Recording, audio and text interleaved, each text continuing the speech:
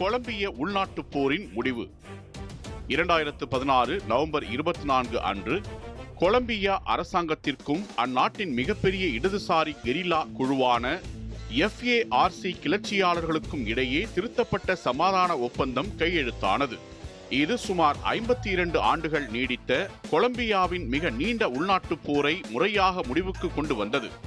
1964 கொலம்பிய அரசுக்கும் பெரும் நிலப்பிரபுக்களுக்கும் எதிராக புரட்சி செய்வதை நோக்கமாக கொண்டு FARC எனப்படும் ஆயுதக்குழு உருவானது.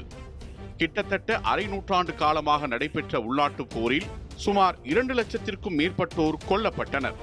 பல ஆண்டுகளாக நடைபெற்ற பேச்சுவார்த்தைகளுக்கு பிறகு கொலம்பிய அரசாங்கத்திற்கும் FARC தீவிரவாத குழுவுக்கும் இடையே கியூபாவின் ஹவானாவில் ஒரு சமாதான ஒப்பந்தம் எட்டப்பட்டது. அந்த நேரத்தில் அதிபராக இருந்த ஜுவான் மேனுவல் சாண்டோஸ் அந்த ஒப்பந்தத்திற்கு மக்களின் ஒப்புதலை பெற எண்ணினார். இதையடுத்து ஒப்பந்தம் தொடர்பான பொது வாக்கெடுப்பு நடத்தப்பட்டது. அதிர்ச்சி அளிக்கும் விதமாக அந்த ஒப்பந்தம் மிக குறைந்த வாக்குகள் வித்தியாசத்தில் மக்களால் நிராகரிக்கப்பட்டது. FARC கிளர்ச்சியாளர்களுக்கு கடுமையான தண்டனைகள் விதிக்கப்படவில்லை என்றும் அவர்களுக்கு அரசியல் அங்கீகாரம் அளிப்பதை மக்கள் ஏற்கவில்லை என்றும் கருதப்பட்டது. இதையடுத்து நிராகரித்தவர்களின் கவலைகளை தீர்க்கும் வகையில் ஒப்பந்தத்தில் சில திருத்தங்கள் செய்ய இரு தரப்பிலும் ஒப்புக்கொள்ளப்பட்டது. அதன்படி கிளர்ச்சியாளர்களுக்கான தண்டனைகள் மற்றும் இழப்பீடுகள் தொடர்பாக சில கடுமையான நிபந்தனைகள் விதிக்கப்பட்டன. இதன் பின்னர் 2016 நவம்பர் 24 அன்று போகோட்டாவில் உள்ள கொலம்பியாவின் கோல்டன் ரூமில் அதிபர் சாண்டோஸ் மற்றும் FARC தலைவர் டிமோலியன் ஜிமெனெஸ் ஆகியோர் முன்னிலையில் திருத்தப்பட்ட ஒப்பந்தம் கையெழுத்தானது.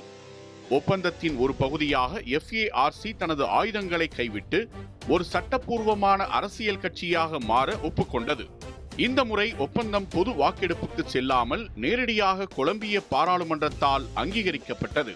கொலம்பியாவில் அமைதியை கொண்டுவர மேற்கொண்ட முயற்சிகளுக்காக அதிபர் ஜுவான் மேனுவல் சாண்டோஸுக்கு 2016 ஆண்டின் சமாதானத்திற்கான நோபல் பரிசு வழங்கப்பட்டது. இந்த ஒப்பந்தம் உள்நாட்டுப் போரை முடிவுக்கு கொண்டு வந்தாலும் நில சீர்திருத்தம், போரினால் பாதிக்கப்பட்டவர்களுக்கு நீதி வழங்குதல் மற்றும் கிளர்ச்சியாளர்களை சமூகத்துடன் ஒருங்கிணைத்தல் ஆகியவை இன்றும் கொலம்பியாவின் முக்கிய சவால்களாக உள்ளன.